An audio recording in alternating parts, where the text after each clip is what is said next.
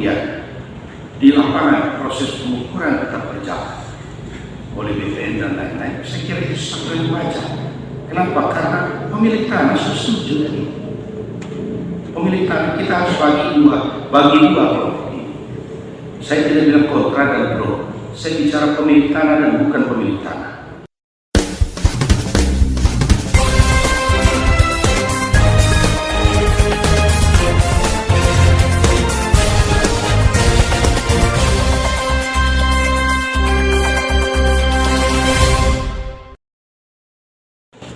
Baik, terima kasih banyak.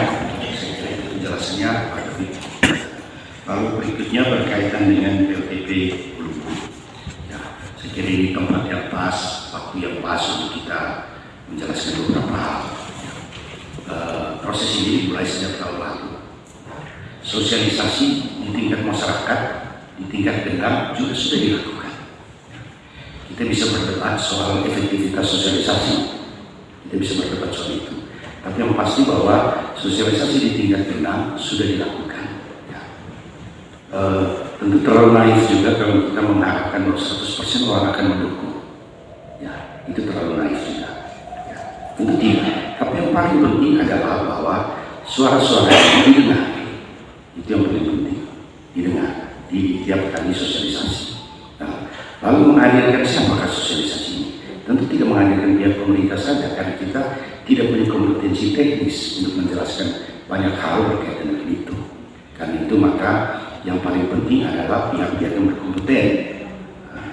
Poin penting dari kami, dari pemerintah Kabupaten Manggarai adalah memastikan kepada PLN untuk menghadirkan pihak lain yang memiliki kompetensi menjelaskan mengenai geotermal ini, mengenai manfaat dan mengenai dampak-dampaknya. Itu kira-kira. Sehingga bisa dilakukan sosialisasi di undang yang berujung kepada sosialisasi yang lebih besar, di menghadirkan juga begitu banyak pihak, termasuk pihak-pihak yang dianggap pada saat itu dianggap pro dan dianggap kontra, karena memang kita tidak bisa juga memisahkan masyarakat pada saat itu. Ya. Jadi intinya semua pihak kita undang. Ya. Lalu kemudian sosialisasi dilakukan oleh siapa? Terutama oleh pihak lain, dalam hal ini akademisi dari Institut Teknologi Bandung. Ya. Semua berjalan baik dan semua bisa diterima. Adalah hal biasa bahwa dalam sebuah sosialisasi atau pasca sosialisasi pro dan kontra itu tetap berjalan. Tapi saya minta kita punya kesepahaman yang sama untuk menghindari pemahaman bahwa pemerintah tidak pernah mengundang pihak-pihak yang tidak setuju. Tidak, kita mengundang semua pihak.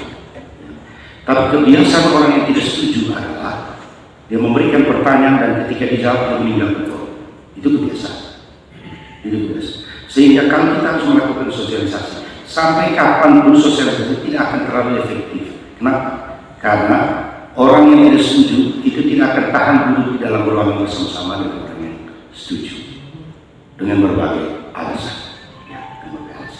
Kita sejak awal, pemerintah Kabupaten Manggarai sejak awal memang mewaspadai gesekan di tengah masyarakat. Sejak awal kita mewaspadai. Itulah kenapa kita memutuskan beberapa bulan lalu untuk turun ke bawah, ya, yang berujung pada pengusiran. Tapi tidak masalah. Bagi saya yang penting bahwa letupan itu keluar supaya kita tahu bagaimana menghadapi. Ya, daripada semua hanya berjalan di bawah tanah, nanti satu saat kita sudah tahu dia terlanjur pecah besar dan kita tidak tahu, dan kita tidak bisa antisipasi. Dan inilah proses-proses yang sedang berjalan sekarang ini, bahwa ada pihak yang setuju, ada pihak yang tidak setuju. Ini yang terus-menerus kita jembatani. Tapi menjembatani ini kan Bapak Ibu sekalian, mohon maaf, menjembatani persoalan seperti ini tidak bisa dengan kita keluar di media massa.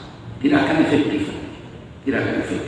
Karena itu berikan kesempatan kepada Pemkab Manggarai dan seluruh jajaran untuk juga tetap menjalankan, membuka komunikasi dengan semua pihak.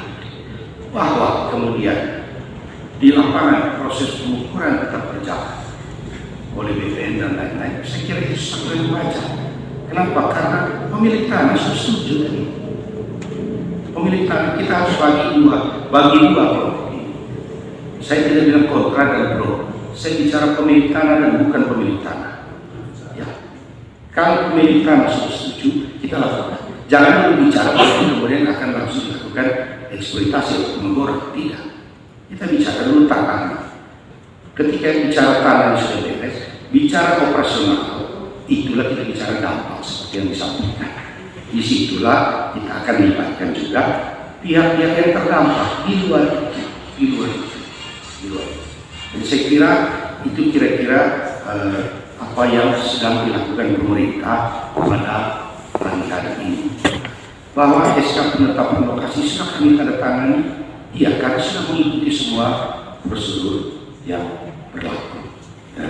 Ini untuk menghindari kesan bahwa pemerintah Kabupaten Manggarai sedang melakukan kesewenang-wenangan dalam hal ini. Tidak, sama sekali tidak.